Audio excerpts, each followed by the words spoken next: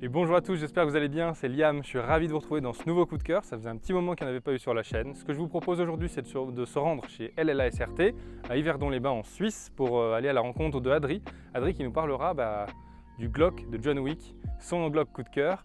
Si comme moi vous avez aimé tous ces films, vous allez probablement aimer ce coup de cœur, je laisse la parole et puis je vous reprends en fin de vidéo. Moi c'est Adri, je fais du tir depuis que j'ai 15 ans. J'ai commencé par une activité un peu père-fils et puis c'est quelque chose auquel j'ai bien croché. Donc j'ai perduré là-dedans et pour finir j'ai commencé à faire des formations pour devenir instructeur lié à ça et ça s'est suivi de même dans mon milieu professionnel.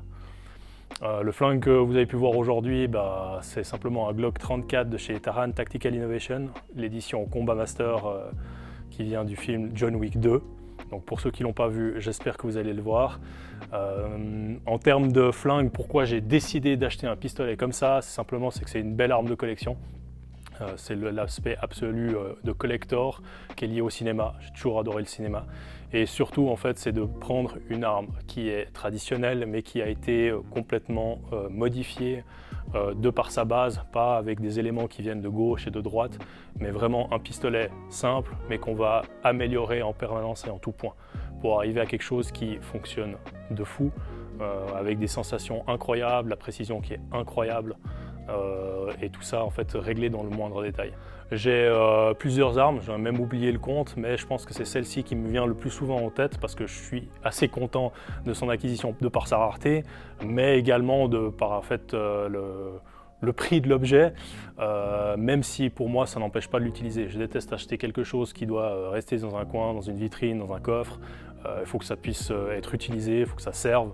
Donc je le prends assez fréquemment, je le fais tester à un maximum de personnes qui puissent se rendre compte en fait la différence entre ça et un Glock original ou des pièces avec des marques de marque inférieure en fait.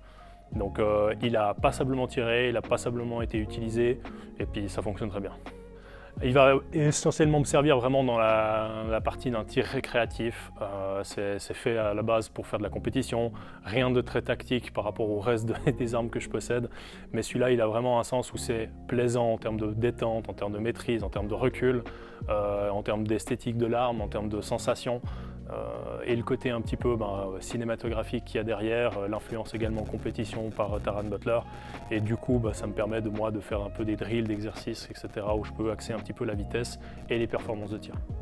Cette vidéo touche à sa fin, j'espère vraiment qu'elle vous a plu. Si c'est le cas, n'hésitez pas à la partager, la liker, la commenter. Si vous n'êtes pas encore abonné à la chaîne, je vous suggère de le faire. Et si vous souhaitez nous soutenir, il y a un petit lien dans la description vers la boutique, le tir technique alpin. Vous aurez quelques aperçus des nouveautés qui vont arriver d'ici peu. Normalement, on n'en a pas encore parlé officiellement sur la chaîne. Et si vous voulez être informé avant tout le monde, allez y faire un tour. Et moi, je vous dis à très bientôt dans une prochaine vidéo.